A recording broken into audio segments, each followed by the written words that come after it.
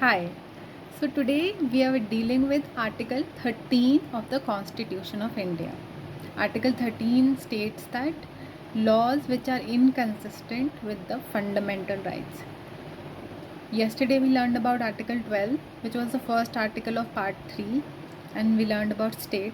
Today we learn about laws which are inconsistent with fundamental rights. And from the next video onwards, we'll be learning the major fundamental rights: right to equality, right to freedom, right against exploitation. All of these we'll learn.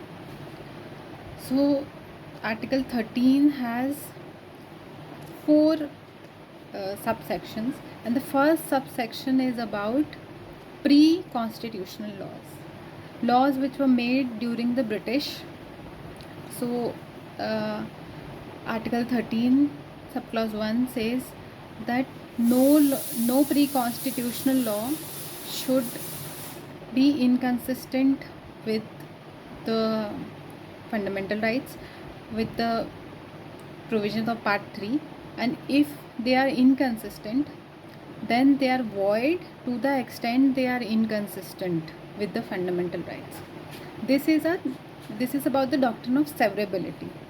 If there are 10 sections in the law and only 8th section is inconsistent with the fundamental rights, so the court will look at it and say that section 8 can be severed from the law, and therefore the law will have effect only for the 9 sections, and one section will be eliminated. It will be void. It will not have any effect on the persons on whom those fundamental rights are conferred, right? So it is about doctrine of severability. Sever और हटा देना जिसे कहते हैं, आपने एक अंग हटा दिया उस लॉ का और बाकी सारे जो लॉज के पार्ट हैं वो चल रहे हैं. ये प्री कॉन्स्टिट्यूशनल लॉ के बारे में है. फिर सेकंड जो सबसेक्शन है वो अभी के लॉज के लिए, द स्टेट जो हमने कल पढ़ा था, article 12, the state shall not make any laws which are inconsistent with the fundamental rights or provisions of Part 3. And if there is any inconsistency, तो डॉक्ट्रिन ऑफ सेवरेबिलिटी यहाँ पे भी लगती है, या तो वो फुली वॉइड हो जाती है लॉ, या फिर to the extent of that inconsistency वो वॉइड हो जाती है. तो पहली बात तो प्री कॉन्स्टिट्यूशन लॉज तो एग्जिस्ट करती हैं, तो वो आगे चल ही रही हैं. पर जो सेकंड सबसेक्शन है कि state shall not make any law, तो वो तो ये है कि स्टेट बनाएगा ही नहीं. अभी से जब से कॉन्स्टिट्यूशन चल रहा है, इन इफेक्ट है 1950 से, स्टेट ऐसी कुछ लॉ बनाएगा ही नहीं जो फंडामेंटल राइट से इनकन्सिस्टेंट है, कॉन्फ्लिक्ट करती है. और अगर वो बनाएगा भी ऐसी लॉज तो वो वॉइड हो जाएंगी to the extent of that inconsistency. Alright, तो ये सेकंड सबसेक्शन है. थर्ड सबसेक्शन लॉ की डेफिनेशन देता है और लॉज एंड फोर्स की डेफिनेशन देता है कि लॉ का मतलब इस सेक्शन आर्टिकल 13 में क्या होगा. तो अभी मैं सब सेक्शन बात कर रही हूँ, पर कॉन्स्टिट्यूशन के जो प्रोविजंस होते हैं उन्हें हम आर्टिकल्स बोलते हैं, तो सब आर्टिकल बोल सकते हैं हम इनको. और जो फोर्थ सब आर्टिकल है वो 24th अमेंडमेंट एक्ट से ऐड किया गया था कि the amendment under article 368 will not be considered a law under this section. इस पे बेसिक स्ट्रक्चर का पूरा केस था जिसमें शंकरी प्रसाद ने बोला था कि दिस इज़ जो लॉ है, लॉ की डेफिनेशन में आता है अमेंडमेंट की नहीं. फिर सज्जन सिंह में भी उसको बोला गया था. फिर गोलखनाथ आया, उसमें बोला गया था कि लॉ है. और उसके बाद केशवानंद भारती में finally 24th amendment was upheld and said that it is not law. Amendment is not law under article 13. तो इस पे आर्टिकल 13 इतना हो गया हमारा कि हमने फर्स्ट सब आर्टिकल देख लिया, सेकंड सब आर्टिकल देख लिया, थर्ड सब आर्टिकल देख लिया, फोर्थ सब आर्टिकल देख लिया। अब उसके बाद जो केसेस हैं इसमें आपने एक डॉक्ट्रिन भी देख ली कि doctrine of severability. Doctrine of severability का एक फेमस और रीसेंट केस है कियोतो होलोहन वर्सेस जकीलू।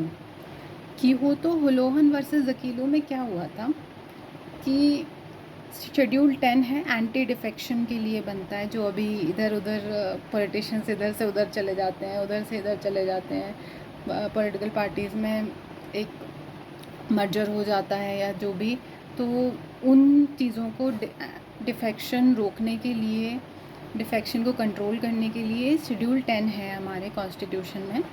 तो उसके रिलेटेड एक केस हुआ था जब वो आया था, तो कियोतो होलोहन वर्सेस जकीलू का केस है, जिसमें ये बोला गया था कि शेड्यूल 10 का जो सेक्शन 10 है उसका पैरा 7, उसमें ये बोला गया था the speaker will be the final authority to जज whether there is an defection happening and no it can not be challenge in any other court. So इसको इन्होंने जुडिशल रिव्यू हटा दिया था। और अभी हमने फर्स्ट वीडियो में पढ़ा था कि बेसिक स्ट्रक्चर में आता है जुडिशल रिव्यू, तो आप जुडिशल रिव्यू नहीं हटा सकते, वो बेसिक स्ट्रक्चर में आता है। तो इन्होंने कियोतो होलोहन वैसे जकीलू में सुप्रीम कोर्ट ने ये हेल्ड किया कि जुडिशल रिव्यू नहीं हटा सकते हैं, और जो ये पैरा 7 है सेक्शन 10 का शेड्यूल 10 के, वो इनऑपरेटिव हो जाएगा, वो वॉइड हो जाएगा, तो उसको सेवर कर सकते हैं, उसको हटा सकते हैं। पूरा शेड्यूल 10 वॉइड नहीं हुआ, शेड्यूल 10 सारे प्रोविजंस वॉइड नहीं हुए, सिर्फ सेक्शन 10 का पैरा 7 वॉइड हुआ। तो इसीलिए इसको हम कहते हैं डॉक्ट्रिन ऑफ सेवरेबिलिटी, कि उन्होंने सिर्फ पैरा 7 को हटा दिया कि ये वॉइड है, इसे जुडिशल रिव्यू हटाता है तो ये वॉइड है, बाकी पूरा शेड्यूल 10 सेक्शन 10 के और पार्ट्स वो सारे वैलिड हैं और वॉइड नहीं है। ये हो गया डॉक्ट्रिन ऑफ सेवरेबिलिटी का केस। फिर इसमें एक डॉक्ट्रिन ऑफ एक्लिप्स भी आती है। डॉक्ट्रिन ऑफ एक्लिप्स कहती है कि जो प्री कॉन्स्टिट्यूशनल लॉज हैं वो they are not a nullity or void ab initio but only unenforceable. They are not a nullity or void ab initio but only unenforceable. As an आप ये समझ लो जैसे कि एक्लिप्स में जब सोलर या लूनर एक्लिप्स होती है तो हमें सन नहीं दिखता और मून नहीं दिखता, तो जो इनके बीच में कुछ प्लैनेट्स आ जाते हैं या कुछ प्रॉब्लम जो जिसकी वजह से ये होता है, तो वैसे ही ये लॉज जो प्री कॉन्स्टिट्यूशनल लॉज हैं जो फर्स्ट उसमें बोले गए हैं कि वो इनकंसिस्टेंट जो होंगे वो वॉइड हो जाएंगे उस तक। तो इसीलिए एक्लिप्स, ये डॉक्ट्रिन ऑफ एक्लिप्स ये कहती है कि वो जो लॉ है वो अनएनफोर्सेबल हो जाएगा to the persons on to which fundamental rights are applicable.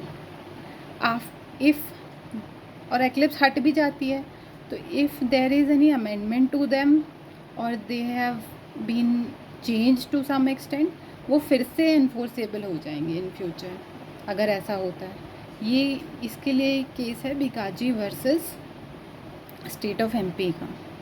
तो उसमें ये बोला गया था कि the pre constitutional laws, even कुछ फर्दर केसेस में तो इन्होंने पोस्ट कॉन्स्टिट्यूशनल लॉज के लिए भी बोला है कि उसमें भी एक्लिप्स हो जाता है। और आप जब भी एक्लिप्स हट जाएगा, अगर कोई अमेंडमेंट होता है या फिर किसी रीज़न से कुछ भी ऐसा कुछ होता है जिससे लेजिस्लेचर उसमें इंटरवीन करता है या फिर कोई भी ऐसे फर्दर इवेंट्स होते हैं, तो वो एक्लिप्स हट जाएगा और वो लॉ वॉइड एब इनिशियो नहीं है पर वो अनएनफोर्सेबल हो जाएगा। और जो जुडिशल रिव्यू का जो पावर है वो आर्टिकल 13 से ही फ्लो होता है। तो अब हम ये देखेंगे कि जो पोस्ट कॉन्स्टिट्यूशन लॉ है, जो सब आर्टिकल 2 है, जिसमें हम बोलते हैं कि पोस्ट कॉन्स्टिट्यूशन लॉ स्टेट या तो बनाएगा नहीं, और अगर स्टेट ने बना भी दी है तो वो टू दैट एक्सटेंट जो इनकन्सिस्टेंट है फंडामेंटल राइट्स से, टू दैट एक्सटेंट वो वॉइड होगी। तो इसमें state of Gujarat versus Ambika mills का केस है, जिसमें ये बोला गया था कि post constitution law does not attract doctrine of eclipse, it is void एब इनिशियो। पोस्ट कॉन्स्टिट्यूशन लॉ अगर फंडामेंटल राइट्स को अब्रिज कर रही है या फिर डिस्ट्रॉय कर रही है या फिर इनकन्सिस्टेंट है उसके साथ, तो वो वॉइड एब इनिशियो होती है। पर but there was a law made for under article 19 and the person who was involved in the case, in the Ambika Mills case, was a foreigner. So it was held that the post constitutional law will not be applicable to the citizens, but if it is a non-citizen, article 19 has not been abridged for him or her, then the law, post constitutional law, will be applicable to him. There is a limited applicability of doctrine of eclipse on non-citizens, because article 19 is only available to citizens. Article 14, right to equality, is available to everyone, but article 19 is only available to citizens. All right. And law is defined in the sub article 3 of article 13 as an ordinance, order, bylaw, regulation, notification, custom or usage having force of law. This is the definition of law. It is a very wide definition. You can include laws, ordinance by the executive, and orders, bylaws, regulations, notifications.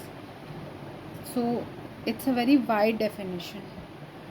But custom and usage of personal laws are protected by articles 25 to 28. So they will not be considered here. It was held in a case. The last thing is constitutional amendment a law under article 13? In Shankari Prasad case, it was held no, constitutional amendment was not a law. Followed by in the Sajjan Singh case versus State of Rajasthan, which also said that no, constitutional amendment is not a law under article. But in Golaknath versus State of Punjab, Supreme Court said that constitutional amendment is law under article 13, and it cannot abridge on any fundamental rights. But after the Golaknath case, 24th Amendment 1971 came, in which it was held that constitutional amendment is not considered law.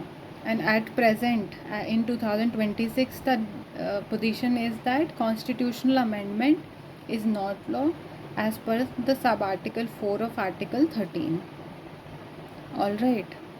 So this is what article 13 is. Article 13 has many cases, but I have only dealt with the two doctrines, major doctrine, doctrine of severability and doctrine of eclipse, and 3 and 4 cases, so that if you have to write an answer somewhere or debate with somebody, you can easily refer to this video about the gist of article 13.